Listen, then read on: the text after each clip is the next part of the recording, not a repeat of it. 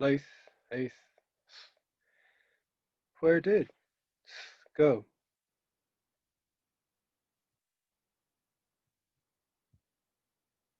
In Middle Cornish, we have bythqweth, meaning ever or never.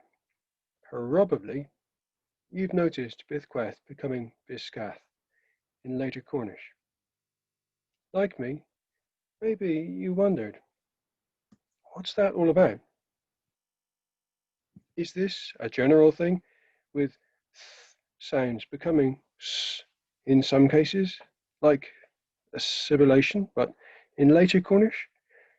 Well, let's look at about 5 cases. But first, yep, look away now. Unless, unlike me, you actually enjoy suspense. Are you looking away if you want to? Good. Keep looking away and... okay. You can look again now. Right. Here we have, firstly, just about the oldest traditional Cornish text and the latest traditional Cornish text. In Passion Agan Arluth, and that's my attempt at paleography thanks to the new Evertype book, we can see in bythqweth. There are about 50 of these bythqweth in the Middle Cornish corpus, all looking like bythqweth. Down in William Bedinner's letter, written about 400 years later, that is a s in biscath, and there are about 5 of these in the Later Cornish corpus, all with an S instead of that first or TH.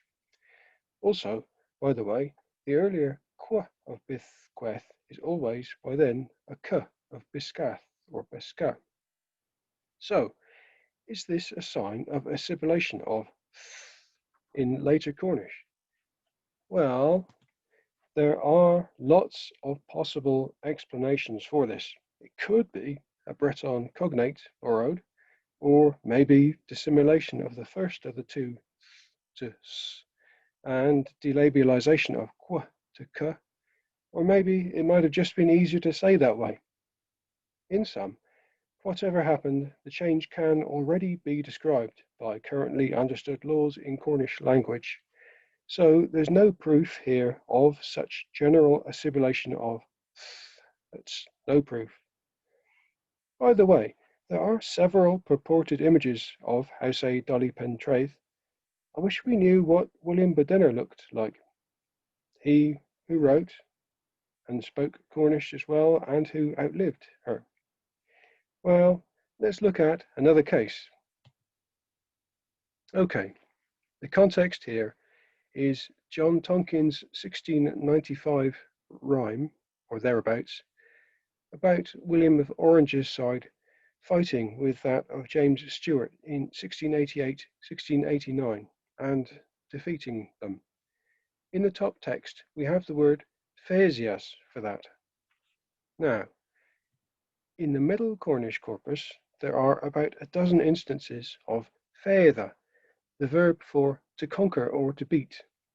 There's an example below with now, I couldn't help thinking, did of fetha become s of fesias? Actually, the consensus is no. That word, the consensus says, is actually from Phasian, a borrowed English word, and the same word as in English today we might use to be phased or deterred or driven off from something. So no, there's no Later Cornish assimilation proof there either.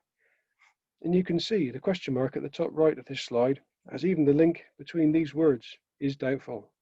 Still, onward, and C word. In the latter part of the drama, Resurrectio Domini, from about the 15th century, they're trying to get rid of Pontius Pilate's body. Eventually, they put his body on a boat, which they then heave out across the sea. That's the command you can see red-lined at the top here. Heravuch, push, you lot. It's specifically that it is the boat. There's an attested dialect word of uncertain orthography, spelt here azook, to encourage oarsmen aboard a craft to row harder. Could herluch and azook be one and the same? Has assibilation changed the th to a z? Well, consensus is that this is extremely unlikely, as in Later Cornish, ruth is almost always changed to just r, leaving no th to assimilate. Also, the ending ch is usually lost, so from herluch, according to the rules, we might expect echro or similar, so no proof here either. Let's get our boots on and head inland for the next case. Unlike in Breton and in Welsh, the word for milker or dairy person is not found written in Cornish texts.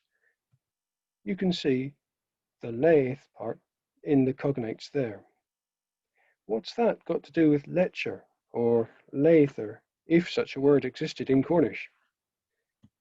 Well, you can see the surname and place name Lety and the surname Letcher mapped here, thanks to work by Bernard Deacon in his book and website. The surnames Letcher and Lety are mostly shown neighbouring one another in the 1861 census. Now, the place name and surname Lety has the lexeme Leith for milk and a t sound from t, house. Leithty, Lety, milk house, dairy. So how could the th of Lether be assimilated?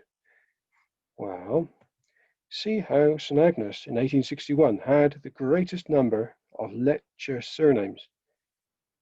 Now look at the map from Ken George's paper showing how, around Pidar 100 and slightly east and west, the area around the western north coast in pink on the map, surrounding St Agnes, there was a zone where the sound d or t was consistently not so much assimilated to z, but instead in place names became palatalized to j.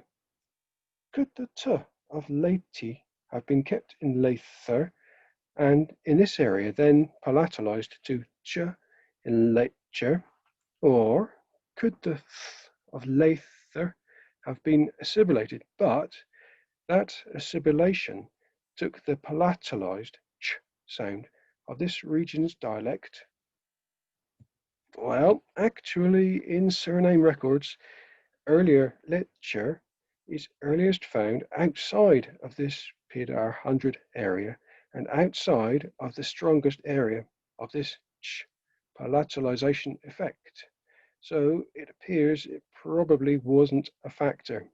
So no proof of assimilation of th here either. But don't give up. Don't. This one is more certain.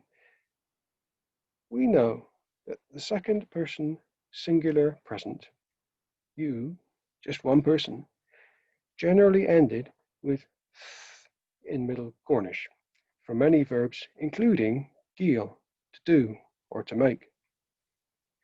However, we find some of these endings, for example, with geel, to do or to make, have an ending instead with s in Later Cornish.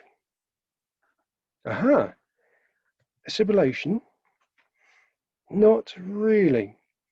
For one thing, these are at the end of the word, not between vowels, as had been in the other cases. We also know of several other verbs where second person singular present likewise has s endings later on. Furthermore, in the shown examples here, both are from the same 17th century script for the drama Creation of the World, just a few hundred lines apart, so the change between th and s seemed to have been uncertain. Even in this hugely important verb geel, there were some changes involving of the letter S in other contexts. For example, impersonal or third-person past endings became written not with a G, but with an S or a Z, of which second-person to S ending might have been a sort of imitation.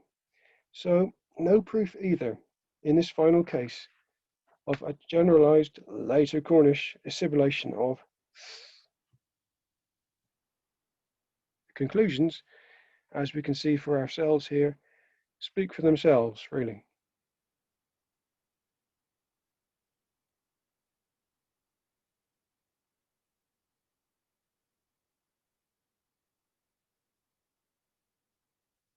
In addition to several gratefully received personal communications of advice, I used the sources here, and there will be a web link URL to this presentation in the next slide.